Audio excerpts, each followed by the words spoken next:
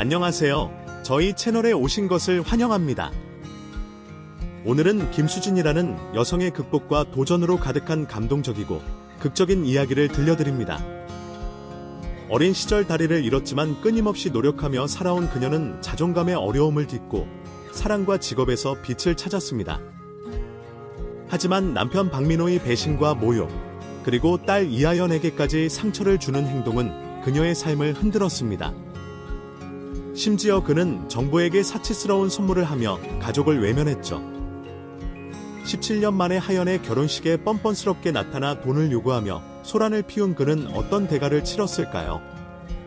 이제 뛰어난 변호사가 된 하연이 무책임한 아버지에게 어떤 놀라운 복수를 준비했는지 함께 확인해보세요. 좋아요, 구독, 그리고 알림 설정도 잊지 마세요. 안녕하세요. 저는 왼쪽 다리가 없는 사람입니다. 어릴 적 교통사고를 크게 당해서 평생을 외다리로 살고 있어요. 그래도 결혼을 해서 아이를 낳아 잘 키웠습니다. 제 이야기는 다리 때문에 생긴 일보다 더 큰 사건을 향하고 있으니 재밌게 들어주셨으면 합니다. 그럼 사연을 써보도록 할게요. 제가 10살이 되던 해에 신호위반한 차량에 치이는 큰 사고가 났어요. 수술하는 과정에서 다리를 잃게 됐고 평생 다리 하나로만 살게 됐죠. 그때는 슬픔보다는 고통이 심해서 아픈 것만 지나가면 좋겠다고 생각했던 것 같습니다. 학창시절은 여느 아이들처럼 학교를 정상적으로 다녔어요.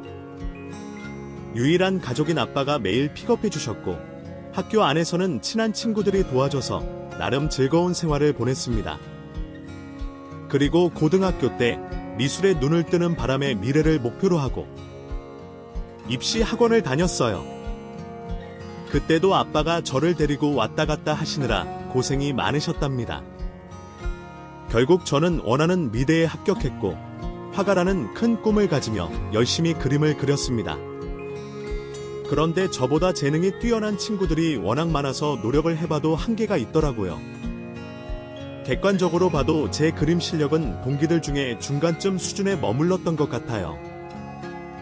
그래서 현실적으로 생각하고 화가가 아닌 직장인이 돼보기로 결정했어요. 대학을 졸업하곤 어떤 일을 해야 좋을지 몰라 그림 그리는 일이 필요한 회사에 거의 다 지원서를 냈어요. 동기들은 하나같이 빠르게 취직해서 앞가림을 하는데 저는 이력서에 적힌 장애 때문인지 아니면 실력이 부족했는지 모르겠지만 불러주는 곳이 하나도 없었습니다.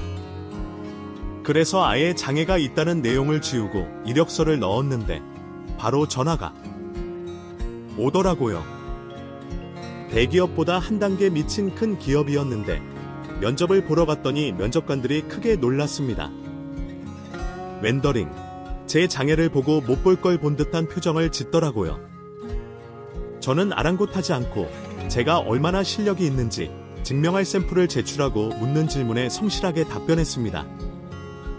하지만 취직까지는 이어지지 않았어요. 이렇게 여러 번 면접을 봤는데 뽑아주는 회사는 단 한 군데도 없었습니다. 어렸을 때는 다리가 하나 없어도 상관없다고 생각하며 잘 지냈는데 사회생활을 도전하는 과정에서 자존감이 바닥으로 떨어지고 말았어요. 아무도 저를 불러주지 않으니 집안에서만 생활했고 어느새 히키코모리라고 불리는 은둔형 외톨이가 됐습니다. 아빠는 그런 저를 보며 직업이 없어도 상관없으니 밝게만 지내달라고 하셨어요.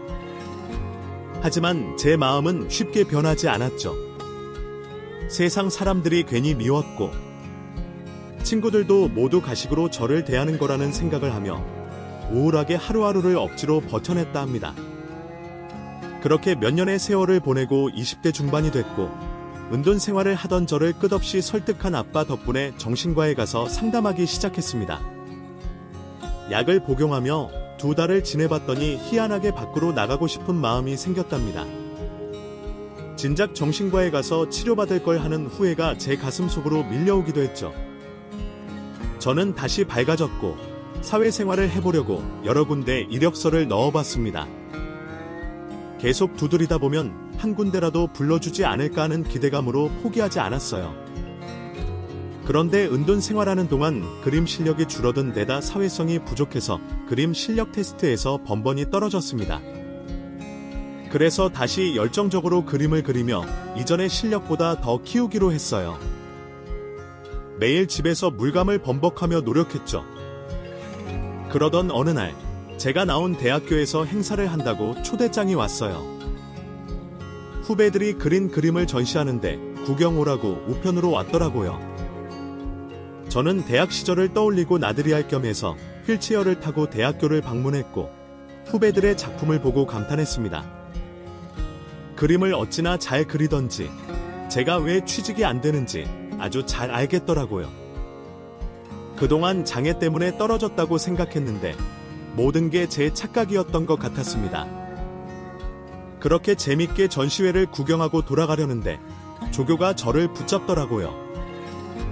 저보다 한 살 많은 선배였는데 석사 과정을 받고 있다며 아는 체를 했어요. 오랜만이다. 그동안 어떻게 지냈어? 선배, 오랜만이네요.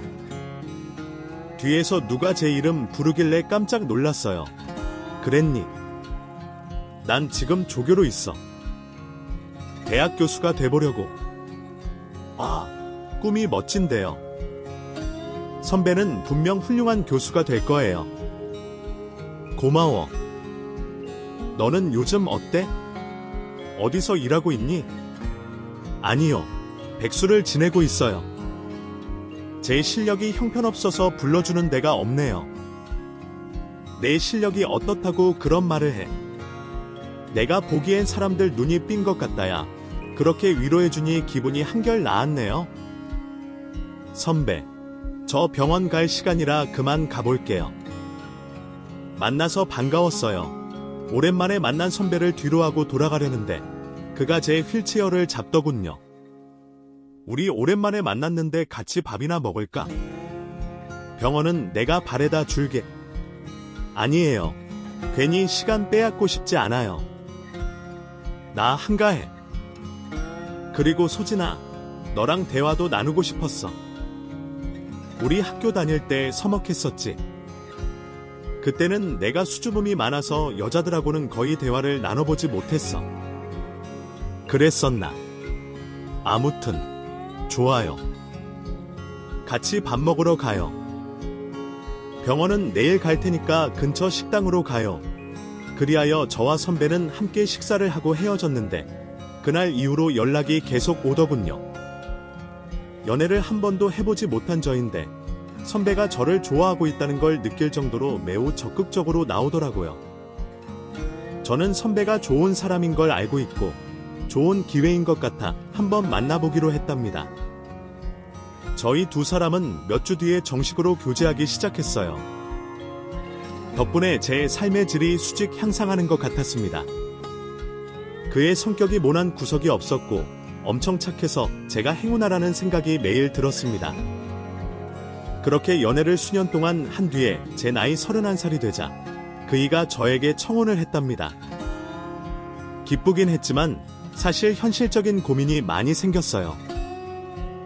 아직 예비 시부모님을 뵙지 못했지만 제 다리를 보면 무슨 생각을 할지 대충 예상이 됐거든요. 게다가 평생 저 같은 여자를 데리고 살면 그에게 안 좋은 영향을 끼칠까봐 걱정이었답니다.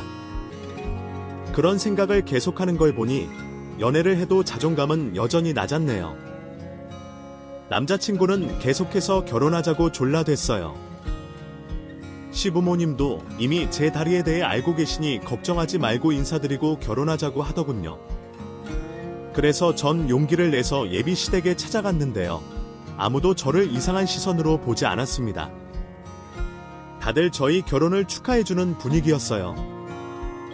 그이가 훌륭하고 좋은 사람인 건 알고 있었는데 가족들까지 모두 훌륭한 분들이어서 감사하며 결혼식을 올리게 됐습니다.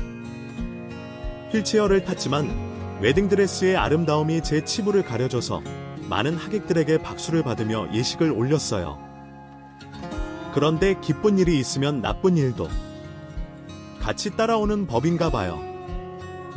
결혼한 지 한 달 만에 제 유일한 가족인 아빠가 세상을 떠나게 되셨죠. 사고나 지병으로 돌아가신 게 아니라 주무시다가 심장마비가 와서 세상을 떠나셨죠.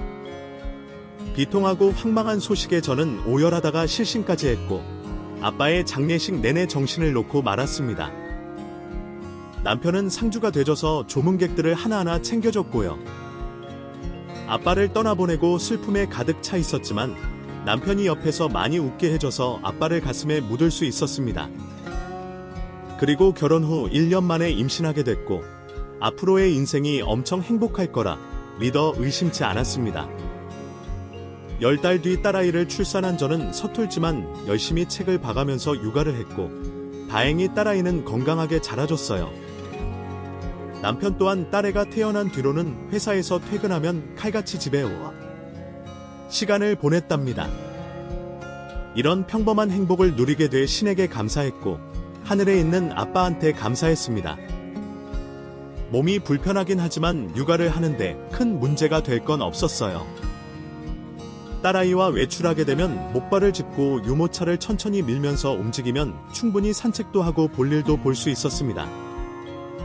저는 이때까지만 해도 새 식구가 불행해질 일은 없을 거라 믿었답니다. 그런데 남편은 시간이 지날수록 딸에게 소홀했고 저에게도 시큰둥했습니다. 말로는 회사 일이 힘들다고 하는데 그냥 저희 모녀에게 권태기를 느끼는 것 같았어요. 그래서 남편에게 잘하려고 노력했고 딸아이는 애교를 부리며 남편에게 사랑받으려고 했습니다. 5살이 된 딸이 학예회에서 했던 춤을 추며 남편에게 달려가 안기려는데 그이는 딸을 손으로 밀어내더군요. 딸아이는 서운해서 울음을 터뜨렸고 저는 순간 화가 나서 남편에게 화를 냈죠. 여보, 도대체 요즘 왜 그래? 하연이가 아빠한테 예쁨 받고 싶어서 춤까지 추는데 왜 밀어내고 그러냐? 시끄러워. 당신 목소리도 하연이 우는 소리도 시끄럽다고. 좀 조용히 좀 살자. 나 숨 좀 쉬게 내버려 더 숨 막힌다고. 나랑 하연이가 당신한테 숨 막히는 존재야. 됐다. 됐어. 그냥 다 짜증나니까 제발 데리고 방으로 들어가. 아니다. 그냥 내가 나갈게. 숨통 트랙에 바람 좀 쐬고 올 테니까 그 전에 재워. 그이는 뭐가 그렇게 불만이었는지 저와 딸아이에게 아주 차갑게 대했습니다. 가장이라 처자식 먹여 살리는 게 힘든 건 알겠지만 이렇게 미워하는 태도를 보이니 불만이 가득했습니다. 남편은 그렇게 냉랭한 모습에서 조금도 변하지 않았습니다. 딸아이가 학교에 들어가도 시큰둥하고 시험을 잘 봐서 100점짜리 시험지를 가져와도 무관심했습니다. 또한 저와 부부관계를 전혀 하지 않았어요. 제가 몇 번이나 시도해봤는데 건들지 말라면서 등을 돌렸답니다. 그래도 전 계속해서 남편이 변하게 만들려고 노력했어요. 하루는 비싸고 예쁜 속옷을 사서 입고 그이 앞에서 유혹했습니다. 여보, 나 봐봐. 어때? 예쁘지 않아? 오랜만에 화장까지 했어. 당신한테 잘 보이려고 말이야. 쥐 잡아먹었냐? 추워다. 추워. 그리고 내가 입은 그 속옷은 내 카드로 산 거 아니야. 돈 좀 아껴 쓰라니까 가지가지한다. 당신은 그 다리 좀 가려라. 징그러워서 봐주기 역겹다고. 뭐라고? 당신 지금 뭐라 그랬어? 아무리 짜증이 나도 할 말이 있고 하지 말아야 할 말이 있는 거야. 내 다리 하나 없는 게 징그러워. 그럼 나랑 연애는 왜 했고 결혼은 왜 한 거야? 나도 모르지. 눈에 콩깍지가 씌어서 그런 건지 동정심 때문에 그랬는지 알 도리가 없다. 그리고 하연이는 당신이랑 똑같이 생겨서 얼굴만 봐도 짜증나. 알겠어. 진짜 나쁜 사람이네. 당신이 이 정도로 바닥인 줄은 몰랐어. 내가 그렇게 싫으면 이혼할까? 이혼하면 내가 양육비며 위자료면 다 줘야 하잖아. 병신년이 책임지지도 못할 말을 짓거리고 있어. 그냥 닥치고 애나 키우면서 살아. 나도 최소한의 가장 노릇하면서 살 테니까 서로 태클 걸지 말자고. 저는 당장 달려가서 남편 따귀를 날리고 이혼장을 날리고 싶었지만 아무것도 가진 게 없고 할 수 있는 게 없던 저는 고개를 숙이고 눈물만 흘렸습니다. 어린 딸아이를 혼자 키울 자신도 용기도 없어 남편의 말대로 입을 다물고 말았죠. 그이는 10년이 넘도록 무뚝뚝하고 무심한 남편이자 아빠로 지냈어요. 어느새 저희 모녀도 남편의 태도에 적응이 돼서 그러려니 하면서 참고 살았습니다.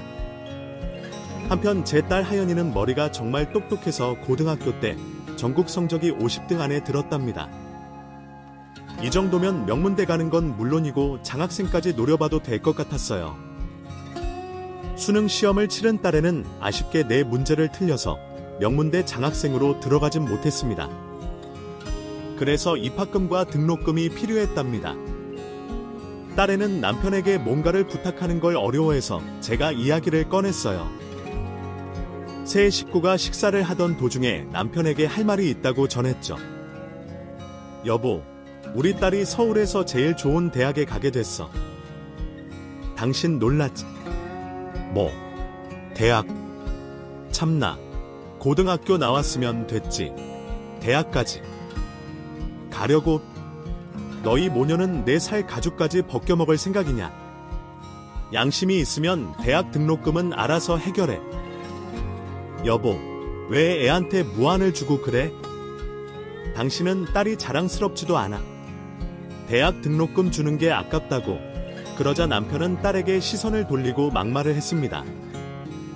컷이나 드막 내가 먹여주고 재워주고 입혀주고 했으면 성인이 됐으면 알아서 앞가림해도 되잖아.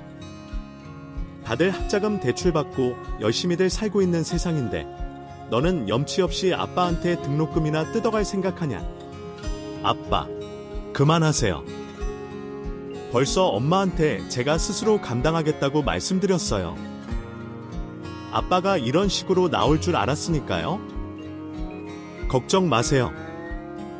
아빠한테 손 벌릴 일 없으니까. 앞으론 10원 하나도 받지 않을 거예요. 듣던 중 반가운 소리네. 그런데 이 가시나가 애비한테 대드는 말투는 누구한테 배운 거야? 내 어미가 그렇게 가르쳤냐? 아니요. 아빠한테 배웠어요. 맨날 엄마 무시하고 막말하는 거 모르세요? 내가 어릴 때부터 아빠를 얼마나 많이 원망한 줄 아세요? 엄마 다리 하나 없다고 증거 섞인 눈빛으로 보던 거 다 기억하고 있다고요. 뭐가 어째? 내년이 애비를 원망했다고. 안 되겠다. 너 오늘 좀 맞아야겠다. 그이는 한 손으로 딸의 볼을 잡더니 다른 손으로 따귀를 한 대 날리더군요. 저는 그 일을 막으려고 두 팔을 뻗었는데 저를 뒤로 밀어 넘어뜨렸습니다. 다리가 하나인 저는 기어가서 남편 바지를 잡고 말렸어요. 아, 뭐 하지마. 하연이 때리지마. 그랬더니 남편은 발로 제 얼굴을 세게 밟더니 딸의 얼굴에 손찌검을 계속하더군요. 제가 울면서 애원하듯 그만하라고 해도 보통 말을 듣지 않더라고요. 그래서 전 남편의 발목을 치아로 물어뜯었습니다. 그이는 괴성을 지르더니 딸에게서 떨어졌고 모든 화를 저에게 풀었습니다. 바닥에 누운 저를 사정없이 발길질했고 식탁 위에 있던 반찬을 저에게 집어 던졌습니다. 이번에는 딸아이가 남편의 팔을 물어뜯으며 말렸어요. 이 미친 또라이년아, 거미 애비 팔을 물어. 이것도 내 어미가 가르쳤냐? 이거 안 나. 남편이 딸의 머리카락을 잡아챘는데도 하연이는 끝까지 물고 늘어졌습니다. 결국 남편은 딸아이를 억지로 밀쳐버리고 집을 나가 버렸어요. 그리고 일주일 동안 집에 들어오지 않았답니다. 하연이는 대학 입학 전 등록금을 대출받았고 알바를 시작했습니다. 어미인 제가 해주고 싶었는데 능력도 돈도 없어서 아무것도 해주지 못해 미안할 따름이었어요. 얼마 뒤에 딸애가 대학 입학하고 축하기념으로 모녀들이 외식을 했답니다. 제가 사줘도 모자랄 판에 딸아이가 알바에서 받은 첫 월급으로 소고기를 사주더군요. 엄마, 많이 드셔. 앞으로 딸내미가 종종 이렇게 만난 거 사줄게. 고맙다, 연아. 이 엄마가 못났어. 미안하고. 엄마가 왜 못나? 엄마는 그게 문제야. 왜 이렇게 자존감이 낮아? 엄마가 장애인이어서. 요즘 장애인 바라보는 시선이 많이들 좋아졌는데 그렇게 움츠리고 있지 마. 엄마가 잘못한 건 하나도 없다고. 문제가 있는 건 아빠야. 그래도 아빠 미워하지 마. 언얼 뒷바라지 해준 건 아빠가 맞으니까. 학원에 과외까지 시켜줬잖아. 물론 내가 졸라대서 받은 거긴 하지만. 그래, 엄마 말이 맞네. 아빠를 미워하면 안 되겠지. 나중에 내가 돈 벌면 다 갚아줄 거야. 이제 대화는 그만하고 얼른 소고기나 잡숴. 그렇게 딸과 오붓한 시간을 보내고 있었는데 식당 문이 열리면 남편이 들어왔습니다. 저희 모녀를 만나러 온 것이면 참 좋았겠지만 그이는 바람난 여자와 들어왔어요. 저는 그이가 여자에게 관심이 없는 줄 알았는데 전혀 아니었습니다. 저희 모녀가 식당에 있는 줄 모르고 대화를 나누는데 제 남편이 아니라 다른 사람인 줄 알았습니다. 우리 자기, 뭐 먹고 싶어? 오빠가 다 사줄게. 풀코스를 시켜. 정말. 그럼 난 꽃등심 먹고 싶다. 오빠, 샤넬백 고마워. 한정판이라 구하기도 어렵고 엄청 비싼 건데 어떻게 선물해줄 생각을 했어. 우리 자기가 가지고 싶다고 했으니까 머릿속에 입력해놨었지. 내가 이거 사려고 어제 샤넬 매장에서 5시간 주유소고 샀다니까. 이게 마지막 남은 가방이었어. 한정판이라 금세 다 팔렸더라고. 그랬어. 하여튼 오빠는 로맨티스트라니까. 아주 그냥 귀여워 죽겠어. 그럼 여기에 뽀뽀해줘. 아니, 손님도 많은데. 모르겠다. 샤넬백 값에 줘야지. 남편과 상간녀는 식당 한가운데서 입맞춤까지 하더군요. 저는 젓가락을 내려놓고 눈을 감고 가만히 앉아 있었습니다. 여기서 문제 일으켜봐야 좋을 게 없으니 나중에 집에 가서 이야기할 생각이었죠. 그런데 제 딸은 저와 생각이 달랐는지 자리를 박차고 일어나서 남편과 상간녀가 있는 테이블로 성큼 걸어가더군요. 저는 뒤를 돌아 말리려고 했지만 이미 일은 벌어지고 말았습니다. 딸애가 남편 앞에 있던 맥주를 그의 얼굴에 뿌렸습니다. 그리고 상간녀 면상에도 똑같이 뿌리면서 말하더군요. 아빠, 지금 뭐 하는 거예요? 바람 피우는 거야. 아, 비싼 샤넬백 선물까지 하고 한우까지 먹으러 왔어. 둘이 아주 오래된 사이인가 봐요. 이 또라이 계집애가 돌았나? 너 지금 애비한테 뭐하는 짓이야? 아빠야말로 뭐하는 짓이에요. 집에서 무심한 사람으로 지내는 것도 모자라서 엄마 누구 바람을 피워? 이게 사람이 할 짓이냐고요? 그래, 해도 된다. 내가 병신인 내 어미를 20년 넘게 데리고 살았으면 보상이라도 받아야 하는 거 아니냐? 뭐라고요? 엄마와 결혼해서 살았으니 포상으로 바람을 피운다고. 내 아빠지만 정말 부끄럽네요. 아니, 역겨워요. 인연이 어디서 배워먹은 짓이야? 저기 내 어미가 시켰니? 우리 커플한테 회방 놓으라고. 아빠, 그거 알아요. 전 아빠가 세상에서 제일 미워요. 엄마한테 막말하는 것도 역겹고 장애인이라고 비하하는 건 진짜 추악하다고요. 이제 아빠랑 우리랑 인연을, 아니, 악연을 끊었으면 좋겠네요. 어쭈, 이거 봐라. 고생해서 키워줬더니 뭐가 어째? 너 진짜 매를 더 맞아야겠냐? 왜 내 아빠만 이 모양인 거죠? 정말 보고 싶지 않아요. 엄마한테 이혼하라고 전할 테니까 당분간 집에 들어오지 마세요. 그러자 남편은 자리에서 일어나더니 딸아이 얼굴을 노려보더군요. 그러셔. 좋다. 나도 병신년이랑 같이 사는 거 질려버렸고 보기에도 역겨워서 이혼하는 게 100번 나갈 것 같다. 저는 휠체어를 밀어 부녀 앞에 다가갔습니다. 남편에게 그만 소리치고 이혼하자고 말했어요. 당신, 그만해. 내 딸한테 화내지 말라고. 나한테는 눈에 넣어도 아프지 않은 딸이야. 그리고 당신이랑 이혼할게. 대신 쉽게는 안 해줄 거야. 소송에서 위자료 받을 만큼 받고 끝내겠어. 이 병신년이 지금 뭐라는 거야. 내 옆에 기생해서 20년 넘게 편하게 먹고 산년이 위자료를 달라고. 으아이, 양심 없는 버러지 같은 년아. 너는 돈 달라는 소리가 그렇게 쉽게 나오냐. 당신이 돈 벌어다 준 건 고마운 일이야. 그런데 나도 살림은 제대로 했잖아. 20년 넘게 당신 내조한 걸 돈으로 환산해서 받아내야겠어. 이거 아주 웃기는 년이네. 좋아, 그럼 진흙탕 싸움을 보자고. 누가 이기나 해보자 말이야. 남편은 그렇게 말을 끝내고 상간녀를 데리고 떠났습니다. 그리고 한동안 집에 들어오지 않았죠. 저는 변호사를 찾아가 이혼장을 썼습니다.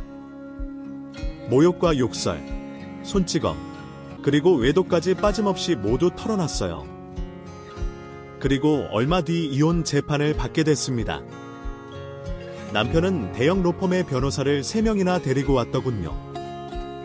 제 변호사가 남편의 외도와 많은 잘못을 변론했더니 그의 변호사팀에서는 제 다리를 가리키며 장애인을 20년 넘게 보살핀 착한 남편이라는 프레임을 씌우면서 그이가 평생 고생만 한 사람으로 만들었습니다. 그리고 딸아이 교육비로 쓰인 것을 하나하나 밝혀서는 제가 사교육에 눈이 멀어 남편을 괴롭게 했다는 말까지 하더라고요. 정말 어처구니가 없었습니다. 그런데 웃기게도 판사님은 제 손을 들어주지 않았습니다. 남편에게 위자료 1,000만 원만 내어주고 이혼하라는 선고가 내려졌어요. 1억을 받아도 모자랄 판에 1,000만 원만 받고 끝내라고 하니 억울해서 환장하겠더라고요. 지난 세월 서럽게 살아왔던 순간들이 떠올랐는데 이것만 받고 끝내기에는 진짜 화가 났습니다. 하지만 어쩌겠어요. 계속 싸워봤자 비싼 변호사를 쓰는 남편이 유리할 게 뻔하고 그의 얼굴을 다시는 보고 싶지 않았으니 억울해도 1,000만 원만 받고 이혼하는 것으로 끝을 냈답니다. 그래서 남편 혼자만의 집이 되어버린 그곳에서 딸과 짐을 싸서 원룸으로 새롭게 시작하게 됐네요. 보증금 500만 원에 월세 40만 원짜리 매우 좁고 답답한 공간이었죠. 딸아이는 알바를 해가며 생활비며 학자금을 갚아가며 공부를 했습니다. 너무 안쓰럽게 보인 저는 어떤 일이라도 해보려고 길거리로 나가 사람 구한다는 식당이나 공장에 들어가 봤는데 모두 문전박대를 당했습니다. 몸이 불편한 건 둘째치고 손님들이 부담스러워한다며 받아주는 곳이 없었죠. 그래서 처음으로 인터넷을 배우게 됐고 할 수 있는 일이 뭐가 있는지 찾아봤습니다. 그런데 프리랜서로 일자리를 구할 수가 있더라고요. 포토샵이나 일러스트를 이용한 디자인을 만드는 일거리가 보였는데 그것이 제가 할 수 있는 일이라고 확신했습니다. 그래서 서점에서 포토샵과 일러스트 책을 사서 독학으로 3개월 동안 죽어라 연습했고 제가 그린 디자인 몇 점과 이력서를 넣어 프리랜서의 일자리를 구했습니다. 큰 돈은 아니지만 식당에서 알바하는 것보다 훨씬 더 많았으며 제가 월세를 충당하고 잘만 하면 딸의 등록금도 제가 책임질 수 있을 것 같았습니다. 저는 여러 업체와 계약을 해서 전단지나 벽지 디자인, 캐릭터 그림 등 여러 일을 하며 돈을 벌었습니다. 덕분에 딸아이는 다음 학기부터는 학자금 대출을 할 필요가 없었어요. 전에는 고립되고 자존감이 낮아서 제가 아무것도 못할 줄 알았는데 이렇게 저도 쓸모있는 사람이라는 걸 알게 되니 날아갈 듯 기뻤습니다. 한편 이혼한 남편의 소식을 전해 듣게 됐는데 상간녀와 재혼하면서 회사를 그만두고 사업을 시작했다고 합니다. 그의 소식을 듣고 싶진 않았는데 남편과 저를 아는 지인이 일부러 알려줘서 알게 됐죠. 그러거나 말거나 저희 모녀는 충분히 잘 살 수 있었기 때문에 앞날만 생각하며 각자 열심히 살았습니다. 제 딸 하연이는 법대를 나와 로스쿨에 들어갔어요. 변호사가 꿈이었는데 한 번의 실패도 없이 탄탄대로의 길을 걸었죠. 언젠가 딸에게 왜 변호사가 되려고 하는 건지 물은 적이 있었는데 돈을 많이 벌 수 있고 엄마인 저를 지켜줄 수 있는 직업 같아서 꿈을 꾸게 됐다고 들었답니다. 세상에서 저를 이렇게 사랑해준 건 돌아가신 아빠와 딸이 유일했네요. 역시 피는 물보다 진한가 봅니다. 여하튼 딸애는 변호사가 되어 대형 로펌에 들어가게 됐습니다. 딸아이는 오랫동안 일만 하면서 지냈어요. 연애를 하는 것 같기는 했는데 주말에도 의뢰인을 만나러 나가서 결혼을 언제쯤 하려나 기다리고만 있었답니다. 그렇게 세월은 흘러 딸이 37살이 되자 같은 변호사인 남자와 결혼하겠다고 집에 데리고 왔어요. 시집 가기를 바라고 있긴 했지만 이렇게 막상 제 곁을 떠난다고 하니 많이 서운하고 아쉽더라고요. 그래도 웃으며 축하해주고 기뻐하며 결혼을 시키게 됐습니다. 대망의 결혼식 날, 저는 한복을 차려입고 휠체어에 앉아 하객 맞이를 하고 있었어요. 제 딸과 사위가 변호사라 그런지 정말 많은 하객들이 찾아왔답니다. 저는 너무 좋아서 입꼬리가 절로 올라갔고 결혼식이 진행되기 전에 신부 대기실에 잠시 들렀습니다. 우리 딸, 정말 예쁘네. 천사가 따로 없다. 하연아, 이게 다 엄마 닮아서 그런 거지 뭐. 엄마, 그동안 키워줘서 고마웠고 사랑해줘서 감사했어요. 앞으로도 우리 평생 행복하게 살아요. 난 결혼해도 매주 엄마 보러 갈 거야. 으이그, 말도 이쁘게 하네. 그래, 나도 고맙다. 내 딸로 태어나줘서 고맙고 이 엄마를 웃게 해줘서 고마워. 난 하연이 내가 없는 인생은 상상도 하기 싫다. 축하한다, 내 딸. 딸과 저는 눈시울을 붉히며 간신히 눈물을 참고 있었는데 신부 대기실에 문이 열리며 누군가 들어왔습니다. 바로 제 전남편이었어요. 여보, 하연아. 아이, 두 사람 너무한 거 아니야? 아니, 딸내미가 시집가는데 애비가 없으면 되겠어. 하연아, 신부 입장할 때 아빠 손잡고 들어가자. 남편은 17년 만에 저희 눈앞에 나타난 겁니다. 그이는 혼주석에 앉겠다는 미친 소리를 하더군요. 그래서 저는 그에게 소리를 질렀습니다. 당신, 최정신이야. 여기가 어디라고 와? 역시 보자마자 신경질 내는구만. 알 그래. 하고 싶은 대로 해. 난 하연이 손잡고 신부 입장할 테니까. 이 남자가 진짜 미쳤나? 당신, 17년 만에 나타나서 이게 뭐 하는 짓이야? 누가 반긴다고 카밀 내 딸 결혼식을 찾아왔냐고. 제가 무작정 나가라고 해봤지만 그이는 두 손을 들며 할 말이 있다고 하더군요. 아이, 흥분하지 마. 나는 그냥 딸. 하연이가 결혼한다 해서 아빠로서 타러 온 거야. 아니, 근데 두 사람이 날 이렇게 밀어내니 그냥 돌아가야겠네? 근데 하연이, 너 변호사라며. 돈 잘 버는 대형 로펌에서 일한다면서. 남편이 키득거리며 묻자 딸아이가 입을 열었습니다. 용건만 말해요. 여기 온 거 돈 때문이죠. 아, 역시 똑똑한 딸내미. 아니, 바로 대화가 되네. 내가 요즘 사업이 휘청이고 있어서 돈이 좀 필요해. 그래서 말인데 내가 너를 키운 값을 좀 받았으면 좋겠다. 1년에 1,000만 원씩 잡아서 20년 키웠으니까 2억만 줘. 진짜 웃기는 소리 하고 있네? 이봐요, 아저씨. 나 변호사야. 내가 머리에 총 맞았니? 그런 큰 돈을 턱하고 내줄. 엄마가 희생하고 헌신한 값을 당신이 주면 나도 키워준 값 줄게. 변호사라 그런지 말도 참 잘하네? 그럼 내가 절반까지 깎아서 1억만 받을게. 이 정도는 부녀지간의 정으로 줄 수 있지 않냐. 정말 상종 못할 인간이네. 아저씨, 당장 나가지 않으면 경찰 부를 거야. 개망신 한번 당해볼래? 나야 망신당하면 그만이지만 너는 내 결혼식은 만신창이가 될 텐데 괜찮겠어? 결혼식은 다음으로 미루면 돼. 대신 당신이 오늘 일에 대해서 보상해야 할 거야. 내가 계산기 두드려서 제대로 뜯어줄게. 아, 성질머리 봐라. 어쩜 엄마랑 이렇게 똑같냐? 알았다. 알았어. 그냥 갈게.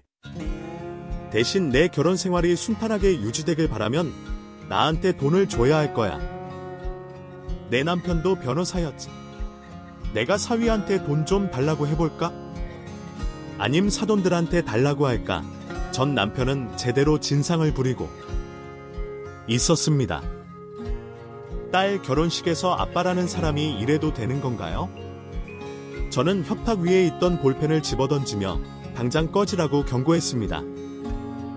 그러자 남편은 실실 쪼개면서 딸에게 받을 위자료는 포기할 테니 자기 용돈 하기에 1,000만 원만 주면 조용히 사라지겠다고 하더군요. 저는 절대 주면 안 된다는 걸 알지만 딸의 결혼식에 조금의 흠집도 나지 않길 바래서 바로 계좌 이체를 해줬습니다. 딸아이는 자기 결혼식을 망쳐도 상관없다고 했지만 엄마인 저는 그렇게 내버려 둘 수 없어 1,000만 원을 주고 끝냈습니다. 그러자 남편은 핸드폰의 계좌 내역을 확인하더니 다음에 또 보자는 말을 남기고 퇴장했어요. 그 일 때문에 기분을 망쳤고 나중 일이 걱정되긴 했지만 딸아이 결혼식은 무사히 잘 치렀습니다. 저는 혼주석에 앉아 남편이 나타날까봐 노심초사하면서 마지막까지 긴장의 끈을 놓지 않았어요. 딸을 결혼시키고 홀로 살게 됐는데 여전히 프리랜서로 일할 일감이 많아서 대부분의 시간을 포토샵이나 일러스트로 그림을 그리며 보냈습니다. 이 뒤늦게 얻은 직업이라 그런지 청춘으로 돌아간 기분으로 열심히 일만 했답니다. 딸아이와 사위는 무탈하게 잘 지내고 있었고 이듬해 임신까지 해서 경사가 또 한 번 찾아왔습니다. 그래서 주말에 나를 잡아 사돈 식구들과 함께 한식당으로 찾아갔어요. 모두 웃어가며 딸의 임신을 축하했고 화기애애한 분위기 속에 식사를 하고 있었답니다.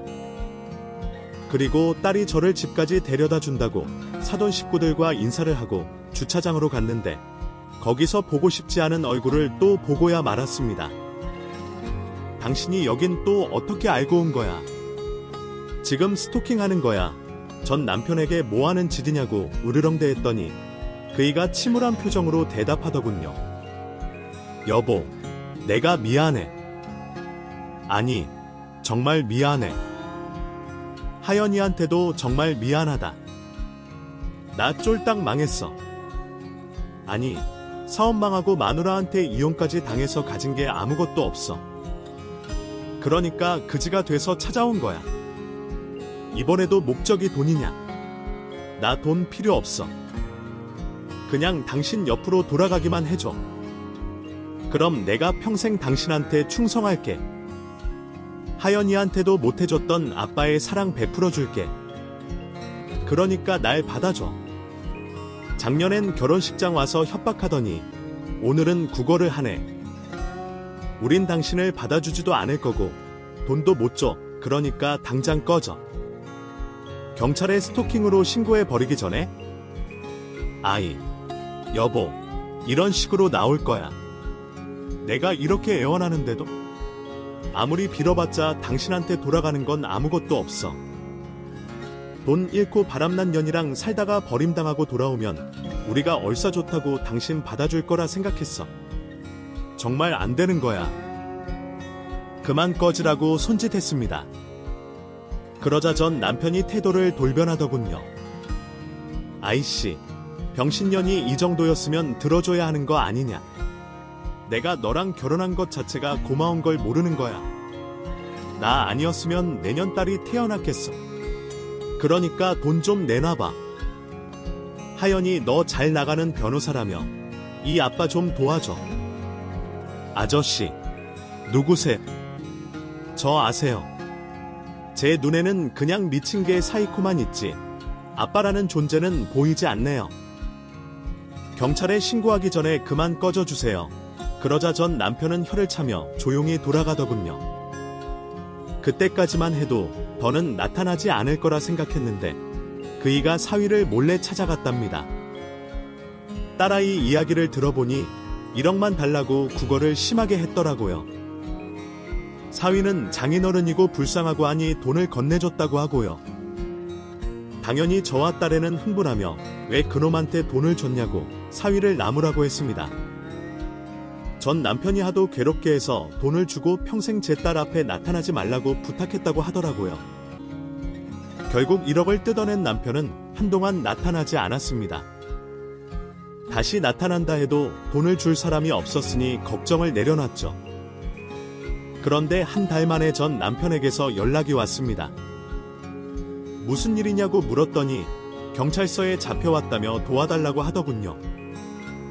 아이, 여보, 내가 사위한테 받은 1억으로 게임을 좀 했는데 그걸 다 빼앗겼어. 무슨 소리야? 게임하다 돈을 날렸다고. 혹시 도박했어? 그게 아니, 맞아.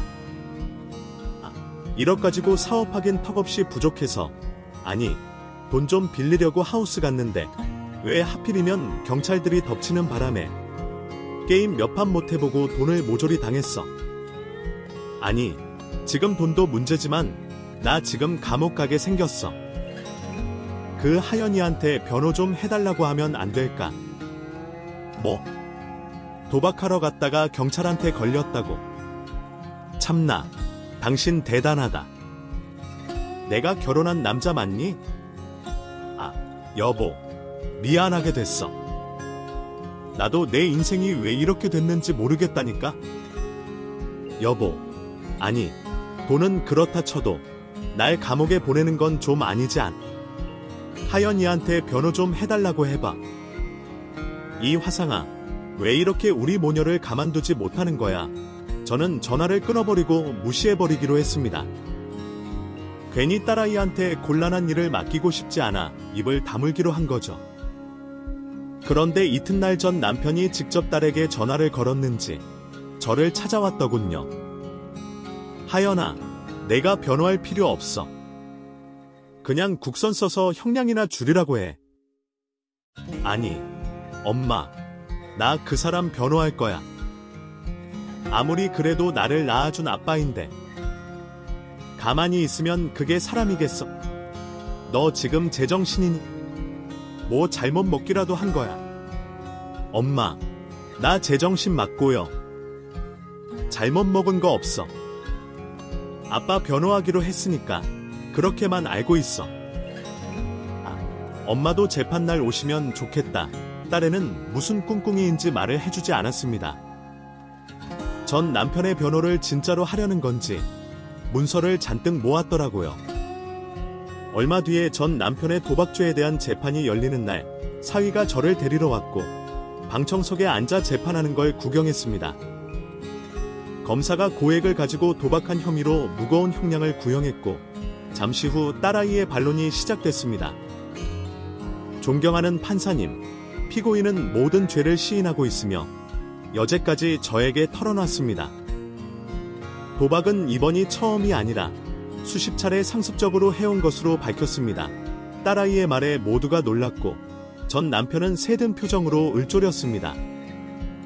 하연아, 지금 뭐 하는 거야? 내 과거 이야기를 왜 들추고 그래? 변호를 하려면 날 감싸줘야지. 어서 제대로 해. 하지만 딸애는 두꺼운 문서를 판사님께 제출했습니다. 판사님, 제가 증거자료까지 가져왔는데요. 피고인은 20년 전부터 상습 도박을 해왔습니다. 불법 토토, 경마는 기본이고요. 하우스 도박장에서 수억 원을 따기도 하고 잃기도 했습니다. 이번 도박이 처음이 아니란 증거는 자료를 보시면 아실 겁니다. 이렇게 모든 죄를 고백하는 이유는 피고인이 진심으로 도박을 끊고 싶어하고 처벌을 제대로 받고 싶은 이유에서입니다. 그러니 선처 없는 판결 내려주시기 바랍니다. 딸아이가 전 남편의 변호를 맡은 이유를 그제서야 알게 됐습니다. 이번 일뿐만 아니라 과거 일을 모두 조사해서 제대로 돌돌 말아 콩밥을 오랫동안 먹일 계획이었던 겁니다. 변호사가 이러면 안 된다고 하지만 가끔은 이런 변호도 괜찮지 않나요? 여하튼 판사님은 변호사 딸의 의견을 수렴해서 3년형을 선고했습니다. 아쉽게도 처음 걸린 데다 도박장을 운영한 것이 아니라는 이유로 3년이라는 솜방망이 처벌을 받게 됐어요. 딸아이는 아쉽지만 감옥에 집어넣는 게 어디냐며 만족하더라고요. 전 남편은 개거품을 물고 이따위 변호사가 어디 있냐고 난리를 쳤습니다. 그러자 판사님이 법정 모욕죄로 가석방 없이 3년을 모두 채우라고 선고하셨어요. 그렇게 전 남편은 감옥에 들어가게 됐고 저희 모녀는 제대로 끝장을 내줘서 속이 다 후련했습니다. 딸아이는 이듬해 제 손녀를 낳았는데 제가 육아를 담당하기로 했어요. 엄마, 나 변호사 일 실수가 없으니까 희연이를 엄마가 좀 봐주면 안 될까? 내가 이 다리로 괜찮을까? 괜히 제대로 못 봐서 희연이가 다치기라도 하면 어쩌려고. 그래, 엄마, 나 안 보여? 엄마가 얼마나 애를 잘 키우는지는 날 보면 알잖아. 아이, 그 말은 잘해요. 그래, 내가 희연이 키울게. 오케이, 그럼 매달 용돈이랑 보너스까지 챙겨드릴게. 엄마, 그 디자인 일은 그만하는 거지. 그만두긴 아깝고 주말에라도 일을 해야지. 여하튼 결정났다. 희연이는 평일에 내가 돌보마. 그래서 저는 평일에는 손녀를 돌보고 주말에는 디자인 업무를 하며 지냈습니다. 그렇게 세월은 빠르게 흘러갔고 어느새 손녀딸이 수다쟁이 3살 꼬맹이가 됐습니다. 딸과 사위는 저와 사돈들을 모시고 같이 여행하자고 했어요. 손녀까지 모두 즐거운 여행을 가보고 싶다면서 여수 바다로 떠났답니다. 푸른 바다도 구경하고 시원한 바람도 쐬고 맛있는 회까지 먹으니 금상첨화가 따로 없었어요. 저희는 배를 채우고 바다공원 잔디밭에 돗자리를 깔고 앉아 이런저런 이야기를 하며 깔깔 웃고 즐거운 시간을 보내고 있었습니다. 그런데 잠시 후 웬 노숙자가 저희 돗자리 앞에 서서 두 손을 내밀며 구걸하더군요. 아이, 도와주세요. 저 자식 잃고 죽을 병에 걸린 노인네입니다. 1,000원짜리 한 장만 주시면 고맙겠습니다. 저는 노숙자를 향해 피식 웃어줬습니다. 이게 누구야? 도박죄로 감옥에 갔다가 벌써 출소한 거야. 당신이 여기 웬일이야? 뭐야, 하연이. 그리고 사위까지. 그리고 이 꼬맹인 누구야? 설마 내 손녀야? 아휴, 이 자식 제대로 날아갔네? 불쌍하니까 1,000원 주기에 잠깐 생각해보니까 너를 감옥으로 보낸 게 하연이 너 때문이지. 초범이라 집행유예를 충분히 풀려나거나 고작 1년을 살았을 텐데 너 때문에 내가 3년이나 썩었다고. 나 보상받아야 해. 돈 내놔. 돈 내놔.